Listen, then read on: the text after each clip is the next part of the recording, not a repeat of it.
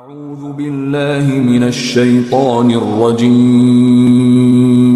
بسم الله الرحمن الرحيم تو اللہ کا نام لے کر جو بڑا مہربان نہایت رحم والا ہے۔ حامیم، کتاب روشن کی قسم کہ ہم نے اس کو قرآن عربی بنایا ہے تاکہ تم لوگ سمجھو، اور یہ بڑی کتاب یعنی لوح محفوظ میں ہمارے پاس لکھی ہوئی اور بلند مرتبہ ہے، حکمت والی ہے۔ تو کیا ہم پھیر دیں گے تمہاری طرف سے یہ کتاب نصیحت موڑ کر اس بنا پر کہ تم ایسے لوگ ہو جو حد پر نہیں رہتے؟ اور ہم نے پہلے لوگوں میں بھی بہت سے پیغمبر بھیجے تھے، اور جو پیغمبر بھی ان کے پاس آتا تھا تو وہ اس سے ضرور تمسخر کرتے تھے، تو جو ان میں سخت زور والے تھے ان کو ہم نے ہلاک کر دیا، اور پہلے لوگوں کی حالت گزر چکی۔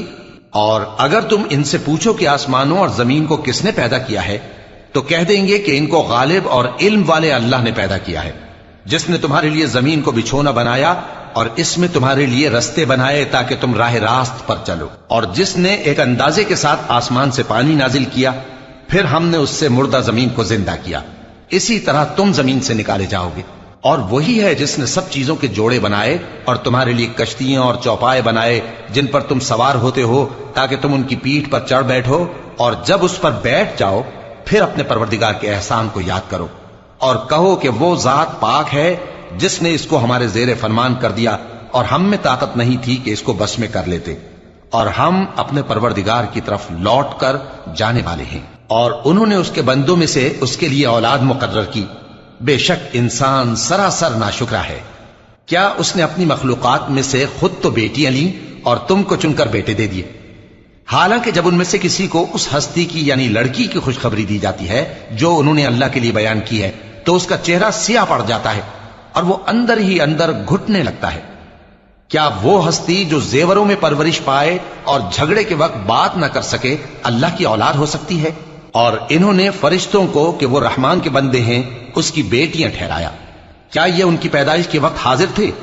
ان قریب ان کی شہادت لکھ لی جائے گی اور ان سے باس پرس کی جائے گی، اور کہتے ہیں اگر رحمان چاہتا تو ہم ان کو نہ پوچھتے، ان کو اس کا کچھ علم نہیں، یہ تو صرف اٹکلیں دوڑا رہے ہیں۔ یا ہم نے ان کو اس سے پہلے کوئی کتاب دی تھی کہ یہ اس سے استدلال کرتے ہوں؟ بلکہ کہنے لگے کہ ہم نے اپنے باپ دادا کو ایک طریقے پر پایا ہے اور ہم انہی کے قدم بقدم چل رہے ہیں، اور اسی طرح ہم نے تم سے پہلے کسی بستی میں کوئی خبردار کرنے والا نہیں بھیجا مگر وہاں کے خوشحال لوگوں نے کہا کہ ہم نے اپنے باپ دادا کو ایک راہ پر پایا ہے اور ہم قدم بقدم انہی کے پیچھے چلتے ہیں۔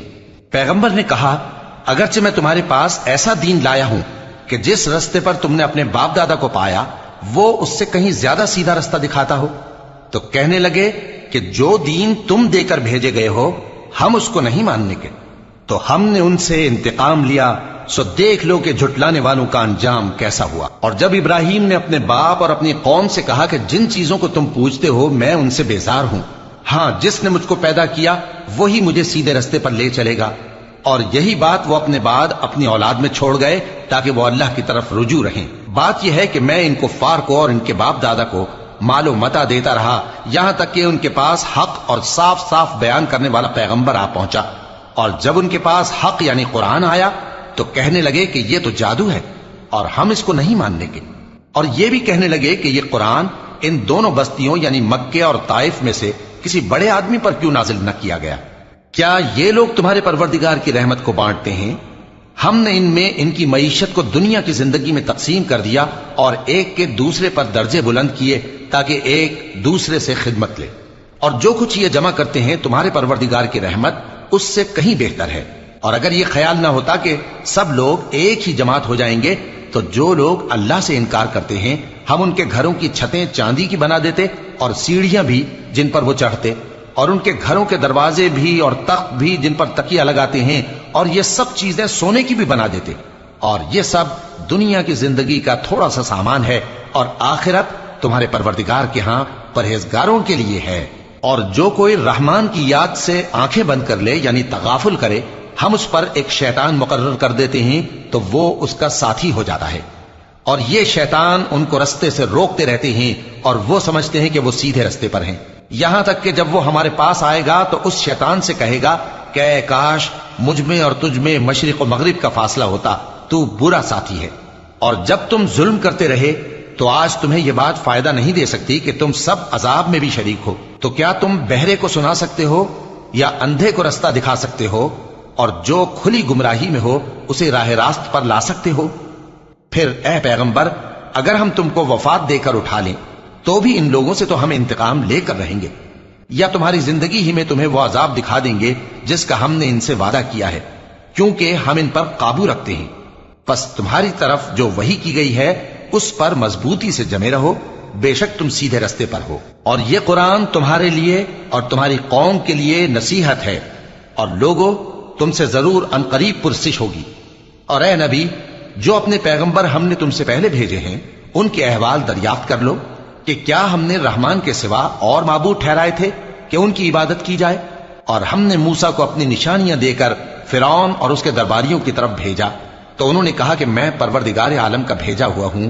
پھر جب وہ ان کے پاس ہماری نشانیاں لے کر آئے تو وہ ان نشانیوں پر ہنسنے لگے، اور جو نشانی ہم ان کو دکھاتے وہ پہلی سے بڑی ہوتی تھی، اور ہم نے ان کو عذاب میں پکڑ لیا تاکہ باز آئیں. اور کہنے لگے کہ اے جادوگر اس عہد کے مطابق جو تیرے پروردگار نے تجھ سے کر رکھا ہے اس سے دعا کر، بے شک ہم ہدایت یاب ہوں گے. سو جب ہم نے ان سے عذاب دور کر دیا تو وہ عہد شکنی کرنے لگے. اور فرعون نے اپنی قوم سے پکار کر کہا کہ اے قوم کیا مصر کی حکومت میرے ہاتھ میں نہیں ہے؟ اور یہ نہریں جو میرے محلوں کے نیچے بہ رہی ہیں میری نہیں ہیں؟ کیا تم دیکھتے نہیں؟ بے شک میں اس شخص سے جو کچھ عزت نہیں رکھتا اور صاف گفتگو بھی نہیں کر سکتا کہیں بہتر ہوں. تو اس پر سونے کے کنگن کیوں نہ اتارے گئے، یا یہ ہوتا کہ فرشتے جمع ہو کر اس کے ساتھ آتے. غرض اس نے اپنی قوم کو بے عقل کر دیا اور ان لوگوں نے اس کی بات مان لی. بے شک وہ نافرمان لوگ تھے. پھر جب انہوں نے ہم کو خفا کیا تو ہم نے ان سے انتقام لیا اور ان سب کو ڈبو کر چھوڑا. سو ان کو گئے گزرے کر دیا اور بعد میں آنے والوں کے لیے عبرت بنا دیا. اور جب مریم کے بیٹے عیسیٰ کا حال بیان کیا گیا تو تمہاری قوم کے لوگ اس سے چلا اٹھے اور کہنے لگے کہ بھلا ہمارے معبود اچھے ہیں یا وہ یعنی عیسیٰ. انہوں نے جو ان عیسیٰ کی مثال تم سے بیان کی ہے تو صرف جھگڑنے کو. حقیقت یہ ہے کہ یہ لوگ ہیں ہی جھگڑالو. وہ تو ہمارے ایسے بندے تھے جن پر ہم نے فضل کیا اور بنی اسرائیل کے لیے ان کو اپنی قدرت کا نمونہ بنا دیا. اور اگر ہم چاہتے تو تم میں سے فرشتے بنا دیتے جو تمہاری جگہ زمین میں رہتے. اور وہ یعنی عیسیٰ قیامت کی نشانی ہے. تو کہہ دو کہ لوگوں اس میں شک نہ کرو اور میرے پیچھے چلو، یہی سیدھا رستہ ہے. اور کہیں شیطان تم کو اس سے روک نہ دے، وہ تو تمہارا علانیہ دشمن ہے. اور جب عیسیٰ نشانیاں لے کر آئے تو فرمایا کہ میں تمہارے پاس دانائی کی کتاب لے کر آیا ہوں، نیز اس لیے کہ بعض باتیں جن میں تم اختلاف کرتے ہو تم کو سمجھا دوں. سو اللہ سے ڈرو اور میرا کہا مانو. کچھ شک نہیں کہ اللہ ہی میرا اور تمہارا پروردگار ہے، پس اسی کی عبادت کرو، یہی سیدھا رستہ ہے. پھر کتنے فرقے ان میں سے الگ الگ ہو گئے.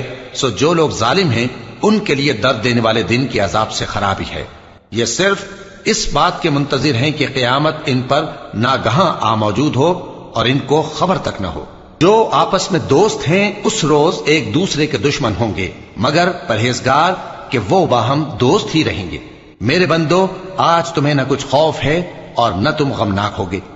جو لوگ ہماری آیتوں پر ایمان لائے اور فرما بردار بن گئے ان سے کہا جائے گا کہ تم اور تمہاری بیویاں عزت و احترام کے ساتھ بہشت میں داخل ہو جاؤ.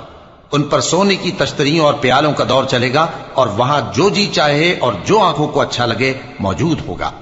اور اے اہل جنت تم اس میں ہمیشہ رہو گے. اور یہ جنت جس کے تم مالک بنا دیے گئے ہو تمہارے اعمال کا صلہ ہے. یہاں تمہارے لیے بہت سے میوے ہیں جن کو تم کھاؤ گے، اور گناہگار یعنی کفار ہمیشہ دوزخ کے عذاب میں رہیں گے جو ان سے ہلکا نہ کیا جائے گا، اور وہ اس میں نا امید ہو کر پڑے رہیں گے. اور ہم نے ان پر ظلم نہیں کیا بلکہ وہی اپنے آپ پر ظلم کرتے تھے.